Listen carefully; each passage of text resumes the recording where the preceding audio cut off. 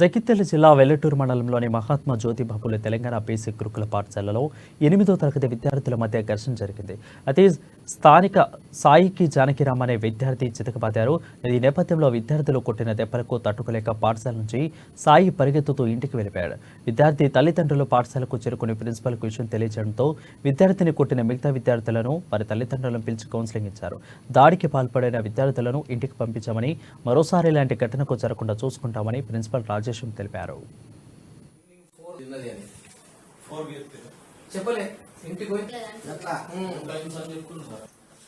రాత్రి 10:30కు 8th class పిల్లలు వాళ్ళ మధ్యలో ఉన్నటువంటి విభేదాల వల్ల గొడవ అవడం జరిగింది. అందులో భాగంగా ఒక పిల్లగాన్ని మిగతా 2 పిల్లలు కలిసి కొట్టడం జరిగింది. చెరొక్క 2 దెబ్బలు కొట్టడం జరిగింది. అది వాళ్ళ పేరెంట్స్ దృష్టికి పోవడం వల్ల మేము పేరెంట్స్ను ఈ పిల్లవాని పేరెంట్స్ను మరియు దెబ్బలు కొట్టినటువంటి వాళ్ళ పిల్లల తల్లిదండ్రులను పాఠశాలకు పిలిపించి వాళ్ళ మధ్యలో కౌన్సిలింగ్ ఏర్పాటు చేయడం జరిగింది.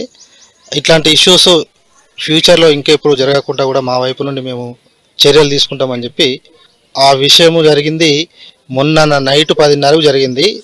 దెబ్బలు పడ్డ తర్వాత పిల్లగాడు ఎవరికి పిల్లగాడు చెప్పలేదు, కొట్టిన వాళ్ళు చెప్పలేదు. ప్లస్ మేము నిన్న డే మొత్తం కూడా స్కూల్లోనే ఉన్నాము. అయినా కానీ ఏ పిల్లగాడు కూడా మాకు కంప్లైంట్ చేయలేదు. ఏం జరిగింది అసలు చెప్పు. డిస్ప్లే మాటలు వాళ్ళకు కొడతామన్నారు. కొడతామంటే నేను వద్దన్నా. 5 రూమ్కి రా అన్నారు. తీసుకెళ్ళి కొట్టారు. ఎంతమంది?